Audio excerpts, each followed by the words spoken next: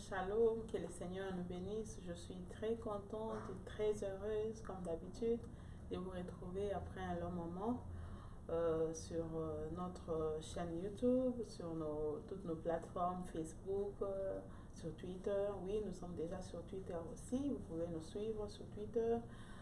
Ceux qui ne nous suivent pas encore sur Facebook, je vous convie en tout cas d'aller nous suivre sur notre page Facebook. Ne manquez pas aussi et partagez au maximum. Vous ne savez pas qui est-ce que vous pouvez venir avec cette exhortation, avec l'une de nos exhortations. Si vous rencontrez ça, en tout cas, partagez. Ça fera du bien à l'Église corps du Christ. Alors, nous voulons vraiment parler de l'amour. Tout récemment, nous avons parlé de l'amour réel, l'amour véritable qui est capable de mettre fin à plusieurs mots qui rongent nos ménages. Oui, c'est dans ce sens-là que nous voulons continuer. Parler de l'amour, continuer à parler vraiment de l'amour comme l'essentiel qui doit être vraiment dans notre famille. Parler de l'amour vraiment au centre de notre famille, au centre de nos familles. Tout ce que nous faisons dans nos ménages doit vraiment être centré sur l'amour. C'est ça vraiment notre objectif. Vous amener sur ce chemin de l'amour. Bien évidemment, l'amour, c'est Dieu. C'est comme ça qu'on vous demande de mettre Dieu au centre de votre famille, Dieu au centre de tout, l'amour au centre de tout.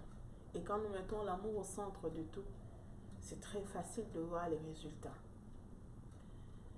Parfois, on se pose des questions, mais comment je peux faire pour stabiliser ceci, pour stabiliser cela? Vous savez, Dieu, quand il crée toutes choses,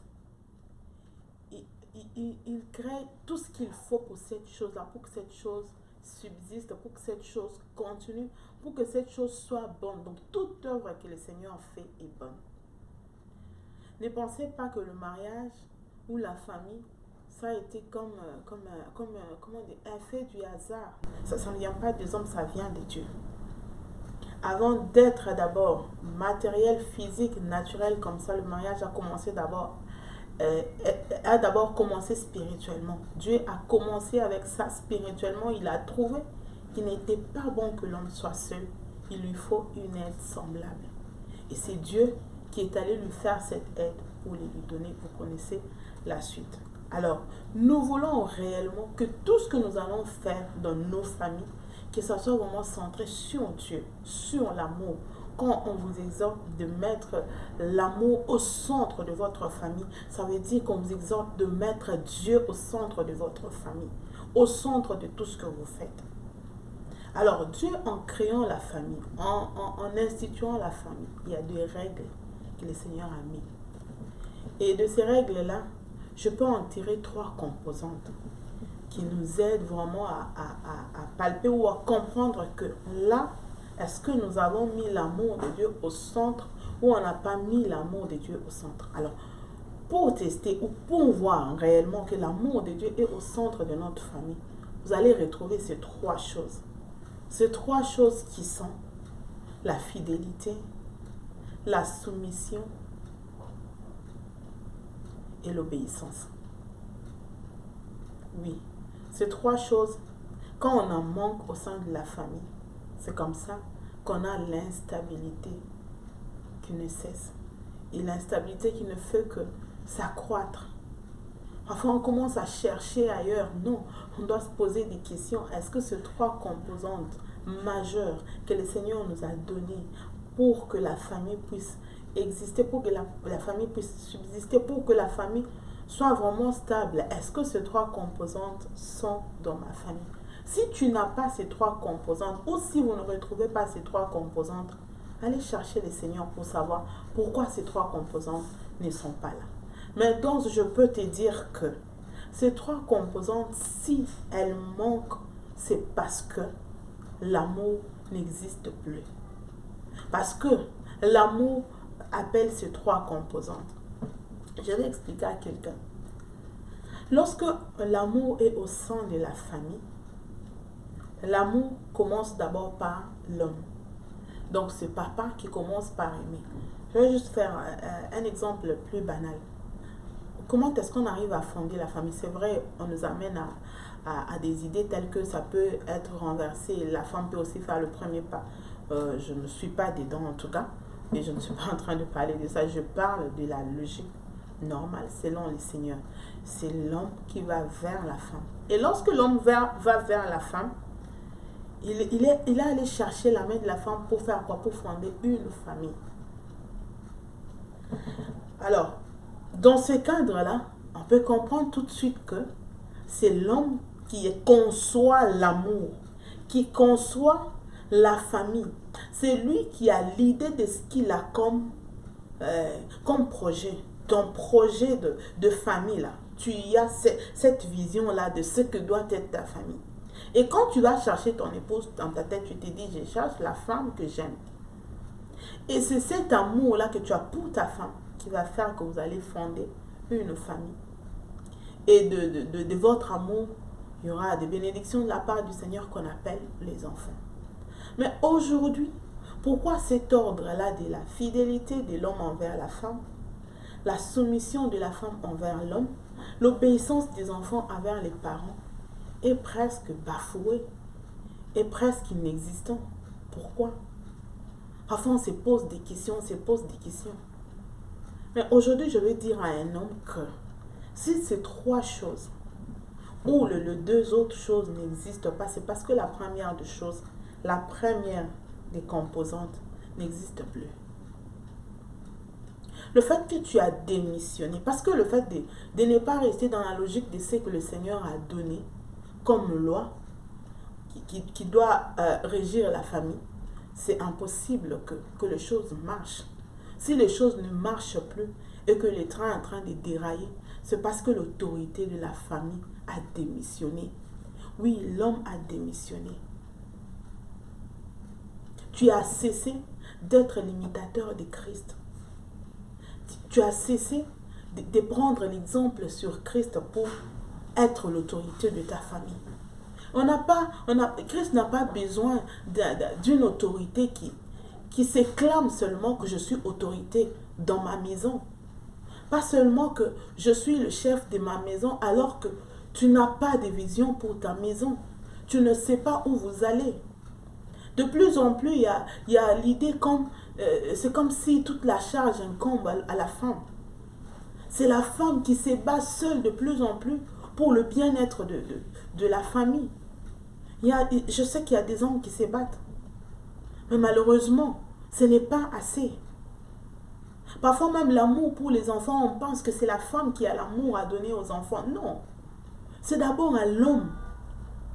C'est vous qui devez d'abord commencer par aimer. Tel que vous aimez votre épouse, vous devez aimer vos enfants. Parfois même, on commence à négliger. C'est un atout, l'amour, pour être heureux. C'est un atout, on commence à négliger ça. Et ici, je viens vraiment rappeler un homme, sois responsable. Sois responsable. On se concentre beaucoup sur la femme. On parle beaucoup à la femme.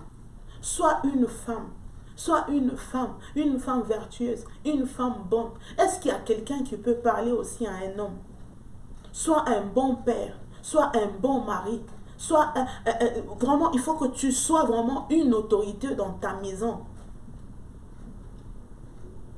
Beaucoup d'hommes ont démissionné. Beaucoup ont démissionné. C'est vrai, vous êtes en train de chercher comment nourrir la famille. Mais il ne faut pas que cela puisse voiler votre face et oublier votre vraie autorité. L'autorité que vous avez, ce n'est pas seulement d'aller chercher quoi manger. C'est aussi prendre soin de sa famille. C'est là dans tous les domaines. Spirituel, physique, naturel, tout. Vous devez être là. J'aimerais d'abord nous amener à lire un verset biblique qui m'a vraiment poussé un peu plus loin dans mes réflexions. 1 Corinthiens 11, le premier verset, où la parole de Dieu dit « Soyez mes imitateurs ». Ça, c'est si vous lisez Louise Econ. « Soyez mes imitateurs comme je le suis », parce que c'est Paul qui parle. Mais moi, j'ai ici Français courant qui dit « Suivez mon exemple comme je suis l'exemple du Christ ». C'est Paul qui nous parle. Paul nous parle d'être des imitateurs de Christ, de suivre l'exemple de Christ.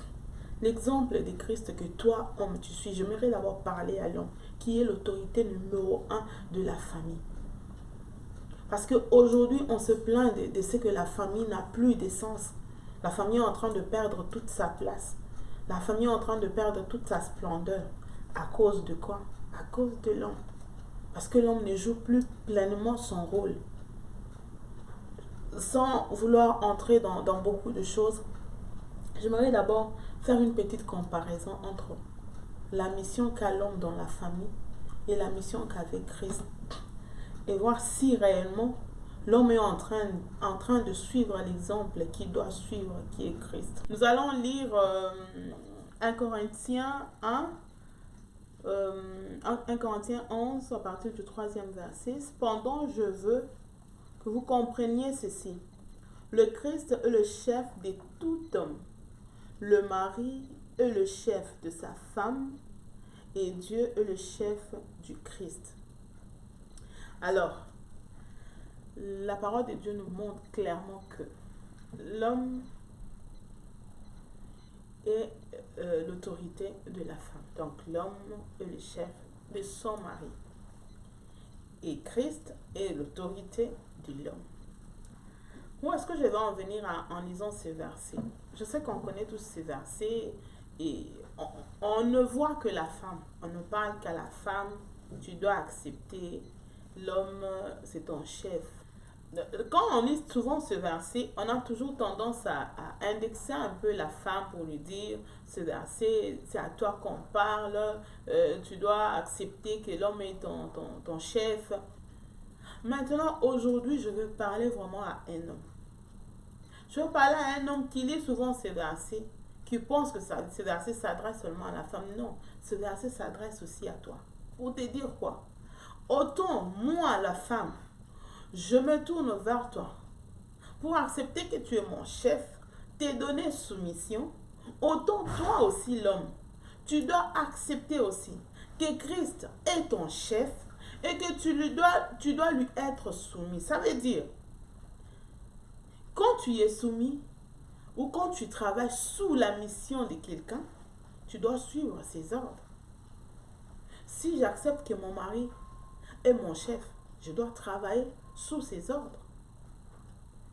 Donc si je lui propose quelque chose et qu'il dit non, quel que soit le bonheur que cette chose pouvait m'apporter, même si je fais seul, même si je fais ça seul, et je suis sûre que c'est le Seigneur qui m'a parlé, peu importe tout ce qu'on peut dire autour, les bonnes raisons, tout ça. Dès lors que je l'ai fait sans mon mari, ça pose quand même problème devant Dieu. Pourquoi? Parce que c'est lui qui est l'autorité que le Seigneur a établie. Maintenant, la question que je vais poser à l'homme, quand tu lis ces versets, quelle est ton interprétation à toi? Tu te dis quoi? Qu'on parle seulement à la femme? Considères-tu aussi que tu as un chef dont la Bible te dit, 1 Corinthiens 11 est en train de te dire que toi aussi tu as ton chef à qui tu y réponds directement. Et pour juste une parenthèse, n'oublie pas, quand tu ne fais pas ce que tu dois faire, la femme a aussi le droit d'aller voir ton chef direct. C'est une parenthèse, je ne suis pas là pour ça. Mais je voudrais tout simplement dire à quelqu'un, un homme aujourd'hui, que sois responsable. Comprends que la mission qui est la sienne est comparable à la mission de Christ. Vous savez, quand Christ est venu pour sauver l'humanité, on ne l'a pas accepté tout de suite. Il est venu comme tout homme vient en train de chercher son épouse. Il est en train de draguer, il utilise tout le moyen possible pour que la femme puisse l'accepter. Mais combien Christ a été rejeté? Combien il a été méprisé? Combien il a été calomnié? Combien il a été humilié? En aucune fois, la Bible n'a mentionné que Christ a abandonné. En aucune fois, il ne s'est vengé. Il est resté tel qu'il était venu. Toujours plein d'amour. Prêt à accomplir sa mission. La mission que tu as pour conduire ta famille ne peut pas réussir si tu n'aimes pas ta famille. Si tu ne le fais pas avec amour, il est impossible que ta mission puisse réussir. Tu t'es plaint tellement pour ta femme, tu t'es plaint tellement pour tes enfants. Mais est-ce que tu es déjà revenu en toi-même pour te poser la question? Pourquoi ça ne marche pas? La vérité, c'est que souvent quand l'homme désobéit, c'est difficile que la femme lui soit soumise. C'est comme ça. Je ne suis pas en train de dire à la femme que parce que ton mari ne t'aime pas ou que ton mari n'est pas dans la bonne voie, ne sois pas soumise. Non. Là, je suis en train de parler en toute sincérité, en toute honnêteté aux hommes. Que lorsque vous êtes en train de démissionner, d'arrêter votre mission, lorsque vous n'accomplissez pas pleinement votre mission, vous êtes en train de faire du mal à votre famille. Vous êtes en train de causer du tort à votre famille. Vous la détruisez même. Les hommes ont démissionné. Que le Seigneur bénisse ceux qui sont encore là. Ceux qui continuent et qui se réfèrent à Christ pour conduire leur famille. Dans la plupart, il y a un grand pourcentage d'hommes qui ont abandonné. Vous pensez que les enfants sont là que pour la femme. Vous pensez que la maison, c'est seulement la femme qui doit s'en occuper. Vous pensez que les études des enfants, c'est seulement la femme. Parfois, il y a beaucoup de choses autour que parfois les hommes pensent que non, ça, c'est pas moi. Ça. Dès lors qu'on parle de la famille, on voit l'homme, on voit la femme. On se partage tout. On se dit tout. On est ouvert. Christ est resté focus. La personne qui le refusait, la personne qui l'a méprisé, c'est pour cette personne-là qu'il est venu mourir, qu'il a donné sa vie. La Bible dit qu'il est resté comme ça, obéissant jusqu'à la mort. Je crois que je peux retrouver le verset qui dit, je m'excuse, le verset qui dit, je crois que c'est Philippiens 2, à partir du 9e verset, la parole de Dieu dit, c'est pourquoi aussi Dieu l'a souverainement élevé et lui a donné le nom qui est au-dessus de tout nom, à cause de son obéissance. Christ est resté soumis. Si vous lisez à partir du verset 4, 5, 6, 7, 8, 9, vous allez comprendre comment est-ce que Christ a eu l'élévation. L'élévation du nom de Jésus est venue par la suite parce qu'il a obéi à Dieu qui est aussi son chef direct. Comment vous voulez être chef dans votre famille pleinement sans vous référer à Christ? Sans rester pleinement dans ce qu'il vous a donné comme prescrit. Il est impossible. Si les hommes se lèvent aujourd'hui de prendre leurs responsabilités, d'entrer réellement en fonction selon Dieu, avec l'aide du Saint-Esprit, tout ce que nous voyons aujourd'hui là, ça va s'arrêter. Parfois, je me pose la question, si lorsque Ève amène le fameux fruit à Adam, si Adam n'avait pas mangé, n'avait pas accepté ce fruit-là, je me pose toujours la question, Dieu allait se trouver devant deux personnes, qu'une personne a failli, une autre n'a pas failli. Peut-être que les choses allaient être un peu autrement, mais je ne sais pas trop. Je me dis toujours que ce sont des questions que je me pose. C'est tout simplement pour dire que le rôle de l'homme est au-delà d'aller chercher de quoi manger pour sa famille. C'est plus que ça. Autant vous êtes le chef dans votre famille, physiquement et naturellement, autant vous devez l'être aussi spirituellement. Là, je suis en train de le dire. Pourquoi? Parce qu'il y a beaucoup de femmes qui prient, mais les hommes ne prient pas. Là, on pense que, ah non, toi, tu peux aller prier. Bon, moi, je vais rester ici. Je vais rester prier ici à la maison. Et puis, bon, donc, tu t'es dit, bon, même servir les seigneurs, là, c'est pour les femmes. Parfois, on n'a qu'à voir les statistiques dans les églises. Vous allez voir que sur 100% de la communauté ou de personnes qui forment l'église, on a peut-être même 80%, ce sont les femmes. 20% sont les hommes. Qu'est-ce qui explique cela? Et parfois, les femmes, elles sont la seule à porter le fardeau de toute la famille. L'homme est là, parfois, je peux même dire inconscient. Il ne sait même pas ce qui se passe dans sa propre famille. Il ne sait pas les défis auxquels la famille est vraiment confrontée. Même les difficultés auxquelles les enfants font face. Il ne le sait pas. Parfois même ses propres difficultés, ses propres combats, il ne le sait pas. Il faut que la femme seule se batte, toutes ces choses-là. Non, il est temps que les choses changent. Il est temps que les choses changent. On a vraiment besoin que cette génération, qu'on fasse les choses autrement. Tu as été patient en allant chercher ton épouse. Tu as tout fait. Tu sais par où tu es passé pour l'avoir. Cette patience-là, pourquoi elle doit s'arrêter? Elle doit continuer. Tu avais un objectif, qu'elle puisse t'aimer.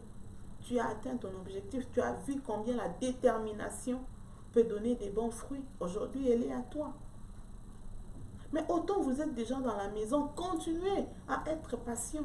Qu'est-ce que tu veux voir dans ta femme? Et aussi ce que tu veux voir dans ta femme, rassure-toi que tu as demandé au Seigneur, tu as demandé à Christ. Parce que, oui, tu peux avoir, c'est ta femme, mais n'oublie pas qu'elle a aussi une destinée spirituelle. Alors cette destinée-là, tu es appelé à fructifier cette destinée-là. Ça peut être dans le commerce, ça peut être, je ne sais pas dans quoi, qu'est-ce qu'elle a comme potentiel en elle. Tu dois arriver à faire exposer ces potentiels-là. Que ce soit même dans tes enfants. Il y a des parents qui étouffent les enfants. Tu penses que l'enfant doit suivre seulement ce que toi tu dis. Non, moi je veux que tu sois médecin. L'enfant dit, moi je veux être photographe. Non, je veux que tu sois médecin. L'enfant dit, non, moi je vais juste faire être un avocat dans la vie, je vais faire le droit. Non, tu ne peux pas faire le droit. Moi je veux que tu deviennes journaliste par exemple. Non. Prends le temps de comprendre l'enfant, quels sont ses potentiels. Comprends l'enfant, comprends-le. Et ça aussi c'est le rôle que le parent doit, un papa doit faire. Ce n'est pas seulement la femme. Les femmes souffrent beaucoup. Beaucoup, il y a beaucoup de femmes qui souffrent. Pourquoi? Parce qu'elles se sentent seules dans la famille. L'homme a démissionné. L'homme pense que le fait de donner l'argent, cela suffit. Non. Non. Dieu n'est pas d'accord avec ça. Dieu n'est pas d'accord avec ça. Et Dieu vient te dire aujourd'hui qu'il faut que les choses s'arrêtent. Il faut que les choses changent. Prends tes responsabilités. Sois réellement un homme dans ta maison. J'ai béni le Seigneur parce que il y a un séminaire qui s'est fait récemment à Paris où on a parlé d'être vraiment un homme. Et quand je préparais ce moment, il y a des bribes d'images qui me revenaient. J'ai dit, waouh, que le Seigneur me ramène sur ça. Je n'avais pas prévu de parler de ça. Je n'avais pas prévu, pas du tout. Jusqu'à hier soir, je n'avais pas prévu de parler de ça. Je comprends vraiment que le Seigneur veut vraiment toucher quelqu'un, veut vraiment que les choses changent. Parce qu'on reste trop focus sur les femmes. On reste trop focus. On apprend à la femme d'être femme, mais on n'apprend pas à l'homme d'être homme. Toutes les difficultés que tu vois dans ta maison, au lieu d'aller raconter à tes amis, parler de ton épouse à tes amis, parler de ton épouse à ta famille, ta maman, ta belle-maman, tu ne peux pas revenir chez Christ. C'est lui ton chef, n'est-ce pas? C'est lui qui t'a donné la responsabilité d'être le chef de cette femme-là. Pourquoi tu ne reviens pas chez lui? Dis-lui qu'est-ce qui te dérange. Qu'est-ce que tu vois dans cette femme? Il va te donner les clés qu'il faut. Il va te donner les potentiels qu'il faut. À chaque combat, il y a toujours les armes appropriées. Parfois, on se retrouve devant des combats et on utilise les armes qui ne sont pas appropriées. Oui. L'homme doit se lever, surtout aussi sur le plan spirituel. Ceux qui ont des hommes qui affectionnent les choses de l'esprit, c'est une grâce et nous bénissons les seigneurs. Mais ceux qui n'en ont pas peuvent vraiment témoigner, ils en souffrent beaucoup. Elle est là, elle cherche les seigneurs seule. Elle ne connaît pas c'est quoi chercher Dieu avec son mari. Elle ne sait pas quand est-ce que comment même on peut prier avec son mari. Si c'est vraiment possible. Il y en a pour elle, c'est quasiment impossible, c'est inexistant. Non, ça existe. Et c'est l'un des meilleurs moyens de renverser le diable, de tenir tête à l'ennemi et d'avoir la victoire. C'est de prier à Dieu. Mais si l'homme peut entrer vraiment dans l'exemple de Christ, comme Paul est en train de nous dire, restons les imitateurs de Christ. Prenons l'exemple sur ce que Christ a été. Beaucoup de choses vont vraiment changer au sein de nos familles. Les difficultés que nous avons, beaucoup de maux que nous avons dans nos familles, la responsabilité incombe à l'homme parce que l'homme a démissionné. Reviens sur ton poste. Reviens dans tes fonctions. Il y en a qui pensent que ça suffit tout simplement d'être là. Et puis bon, je donne ce que je peux. Le reste, c'est la femme. Non, c'est pas ça. Je m'aimerais vraiment m'arrêter là. Il y a beaucoup de choses à dire dessus. On va encore y revenir.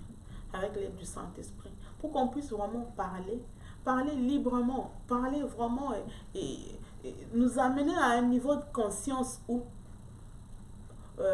notre vraiment état d'esprit change, notre état notre façon d'être, notre façon de vivre doit changer. Que les hommes comprennent qu'ils ont vraiment une grande responsabilité. Je peux même dire que la responsabilité de l'homme est même à plus de 60% dans la famille. Mais comme parfois on ne comprend pas, l'homme laisse toute la responsabilité à la femme. Voilà pourquoi elle se bat seule, elle se bat seule. Parfois ça marche pas. Et il y a des moments où il y a le chaos qui arrive. Pourquoi? Parce que l'homme a démissionné. Je me vraiment dire à un homme que c'est vraiment le temps que tu puisses vraiment prendre les dessus. Tu as tellement laissé du temps à l'ennemi qui t'a mis dans la tête des pensées vraiment contraires à la pensée de Dieu. Il est temps que tu puisses t'en débarrasser. Ce message, je suis sûre et certaine que c'est pour quelqu'un. Toi qui es en train de me suivre. Partagez-le s'il vous plaît. Partagez ce message. Il faut qu'un homme entende qu'il est temps d'arrêter de dormir. Qu'il est temps qu'il se lève. Qu'il est temps qu'il arrête de penser que la seule personne qui doit tenir la maison, c'est sa femme. Il est temps que les choses changent. Et arrêtez de faire semblant d'aimer l'autre. Tu dois réellement aimer ton épouse. Même quand tu es seul, tu dois l'aimer. Aimer aussi, c'est honorer. Est-ce que tes agissements honorent ton épouse? Toutes ces choses. Nous allons en parler plus tard. Mais j'aimerais tout simplement inviter quelqu'un. Si tu n'as pas encore accepté Christ, j'aimerais vraiment prier avec toi. Et aussi, si tu te reconnais et que tu acceptes, si tu aimes réellement ta famille, et que tu as déjà accepté Christ, tu vas aussi faire cette prière avec moi. Nous allons faire cette prière en deux tranches ou en deux pôles parallèles. On va le faire pour ceux qui n'ont pas encore accepté Christ. Et pour ceux qui ont déjà accepté Christ, qui reconnaissent qu'ils ont démissionné, qui ne jouent pas pleinement leur rôle, qui reconnaissent que chaque fois qu'ils dirigent leur famille, ce n'est pas avec les idées ou avec les prérequis ou avec la parole de Dieu. Ils ne vont pas aller chercher Christ comme source. Ils dirigent parfois selon leurs pensées, selon leurs sentiments et qui veulent vraiment que les choses changent. Vous allez faire cette prière avec moi. C'est une courte prière. Seigneur Jésus, je viens vers toi et je t'accepte comme Seigneur et Sauveur. Je crois en toi et je veux t'appartenir. Je crois que le sang qui a coulé à la croix a coulé aussi pour moi et que Jésus a donné sa vie pour moi afin que je vive et que je puisse avoir la vie éternelle. À partir d'aujourd'hui, je suis à toi. Ma vie ancienne, je l'oublie. Ma vie ancienne, elle est effacée par le sang de Jésus-Christ. Et je suis désormais ton enfant que tu vas utiliser, que tu vas conduire dans toutes les voies, dans le nom de Jésus. Nous allons faire la prière avec ces hommes qui pensent qu'ils veulent changer les choses. Saint-Esprit de Dieu, je crois fermement que j'avais des idées erronées par rapport à la gestion de ma famille, par rapport à l'autorité que je suis. J'aimerais qu'à partir d'aujourd'hui, que je puisse réellement être celui qui suit l'exemple de Jésus-Christ comme Paul. Que tout ce que je veux faire pour conduire ma famille soit conduit par le Saint-Esprit. Que le Saint-Esprit de Dieu me dirige. Et je demande pardon de n'avoir pas été à la hauteur de mes fonctions dans ma famille.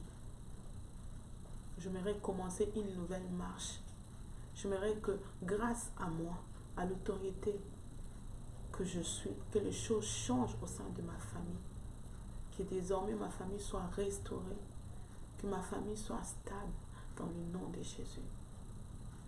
J'accepte d'aimer mon épouse, d'aimer mes enfants, de demeurer fidèle à toute la parole de Dieu, à toute promesse de l'Éternel qui s'accomplira dans notre famille.